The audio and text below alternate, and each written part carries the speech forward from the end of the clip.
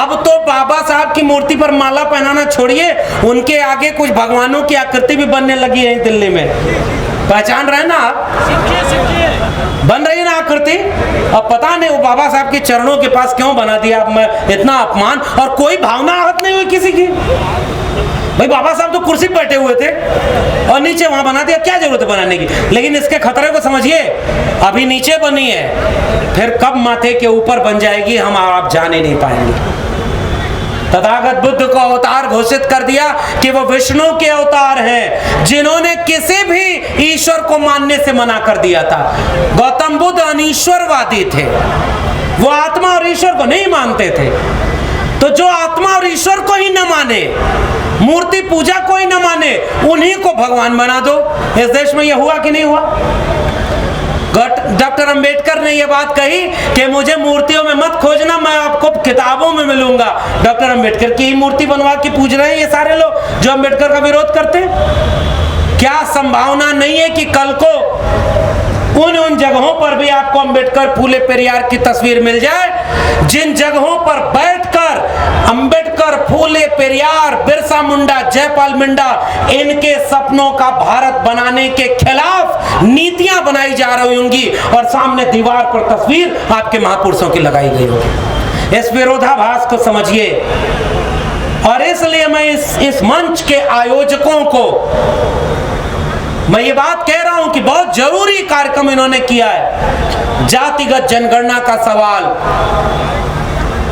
Promotion में reservation का सवाल, ठेकेदारी में सबको हिस्सेदारी का सवाल, पुरानी पेंशन का सवाल, संविधान को बचाने का सवाल, ये इस भारत का सवाल है। और इसलिए ये सारे संगठन के लोग गांव-गांव इसको पहुंचाएं, क्योंकि ये असली भारत को बचाने का सवाल है। बाकी तो देश में लोग काम कर ही रहे हैं लोगों को लड़ाने और आपस में तोड़ने का। और अगर ये नहीं बचा पाए और इसको कैसे करेंगे, मुझे लगता है कि अब दिल्ली के सेमिनारों में वो ताकत अब नहीं बची। हम सारे वो लोग जागरूक लोग हैं जो सब ये बात जानते हैं, वही इस पंडाल और इस मंच पर आए। मैं भी वही सारी बात बोल रहा हूं जो हर जगह बोल रहा हूं। यही सीमा आपकी भी है और मेरी भी है। और इसलिए मैं ये गुजारिश करके अपनी बात खत्म कर रहा हूं कि आओ इस मशाल को गांवों तक ले चलें। आयोजकों का अभिवादन, हिम्मत की है इन्होंने। मैं इनकी हिम्मत को सलाम करते हुए ये चाहूंगा कि इस वैचारिक और आंदोलन की लड़ाई को भारत के गांव-गांव तक पहुंचाया जाए, ताकि आने वाले वक्त में हम उस भारत को बचा सकें जिसको बनाने के लिए हमारे पुरखों ने शहादत दी। गरीब, कमजोर, मजलूम के बेटे को भी मिले ना कि वो अमित शाह के बेटे जय शाह की तरह कंपनी बनाए और 2-4 साल में ही करोड़ों करोड़ रुपया कमा ले।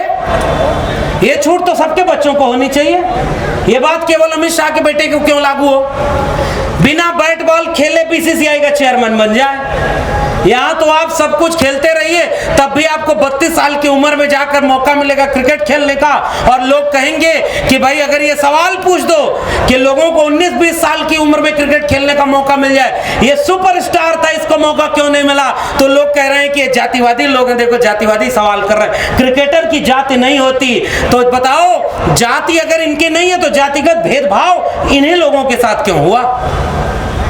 वो एजेंडा भी इनके बहस में शामिल है, जाति जनगणना से लेकर ठेके पट्टे में हिस्सेदारी का सवाल। और एक दिलचस्प एजेंडा है पुरानी पेंशन बहाली का। अब एक बात बताइए, पुरानी पेंशन बहाली का सवाल क्या केवल इस देश के SC, ST, OBC का सवाल है? आप लोग जितने लोग हैं बताइए, क्या पेंशन केवल इसका लाभ SC, ST, OBC मिलेगा कि अपर कास्ट मिलेगा? सबका सवाल है ना। तो इसका मतलब इस सम्मेलन में उन लोगों को भी आना चाहिए जिनका सवाल इसमें है। संविधान को बचाने का सवाल किसी जाति का सवाल है कि देश का सवाल है?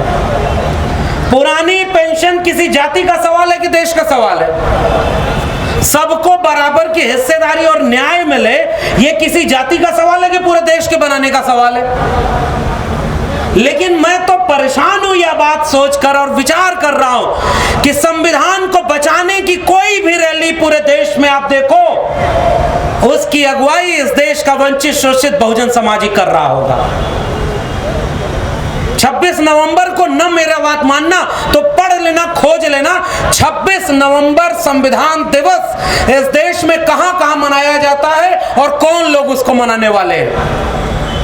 मैं तो आपको एक प्रयोग के रूप में एक सैंपल दे रहा हूं। सरकारी संस्था छोड़ दीजिएगा, सरकार तो सरकारी काम करती है, सरकारी लोग तो 14 अप्रैल को बाबा साहब की मूर्ति पर भी माला पहना देते हैं। जिधर से दिक्कत है, बुजुर्ग लोग भी बैठे हैं, आप लोग बताएं, है ना उधर का। अब उसके बाद आयोजकों ने क्या सोचकर इसको नाम रखा होगा, वो वाला तो नहीं रखा होगा।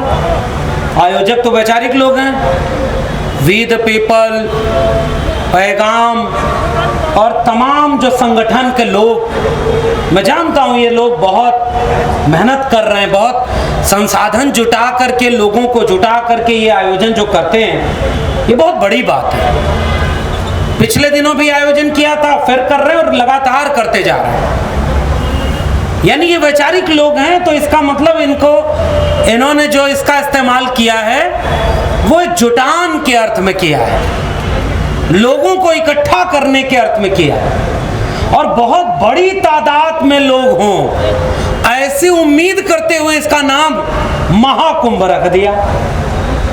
तो भाई गलती इनकी थोड़ी है। अब हमारे लोगों की ये जागरूकता है, अति जागरूकता है। हमारे लोग इतने ज्यादा जागरूक हो गए हैं कि वैसे कार्यक्रमों में भी जाने की जरूरत नहीं महसूस करते। बहुत जागरूक हैं, घर में बैठे होंगे, यहाँ कम लोग हैं, लेकिन मुझे उम्मीद है कल भीड़ आएगी, कल और लोग आएंगे और लोगों को आना चाहिए। तो जैसे शब्द भले ही ब्राह्मणवादी हो, हमने उसका इस्तेमाल सकारात्मक किया। अब दीपक भी यहाँ रखा हुआ है, आपत्ति तो इस पे भी होनी चाहिए। अब मैं क्या क्या बोलूं, सारा मैं ही बोलूं, लोग मेरे ऊपर भी आपत्ति करेंगे। कहने का मतलब ये है कि जब लोगों को जोड़ना पड़े, तो अब एक बात बताइए, जोड़ने के लिए और क्या करें। मैं पूरे टाइम इनका जो बैनर, पोस्टर, जो एजेंडा है आज के कार्यक्रम का, इस न्याय अधिकार महाकुंभ का, उस पर मैं गौर कर रहा था। तो निजीकरण का विरोध, ठेकेदारी प्रथा में भी आरक्षण का जो खत्म हो रहा है, आरक्षण को जो खत्म किया जा रहा है उसको बचाने का सवाल, जाति जनगणना का सवाल, ठेके पट्टे में भी रिजर्वेशन का सवाल। क्योंकि भाई ठेके पट्टे एक ही जाति के लोगों या एक ही तबके के लोगों को क्यों मिले। इस देश में सारी छूट, सावित्रीबाई फुले, फातिमा शेख, उन्हें याद करते हुए आज के दिन, अपने पुरखों को याद करते हुए मैं अपनी बात खत्म करता हूँ। बहुत बहुत शुक्रिया, धन्यवाद।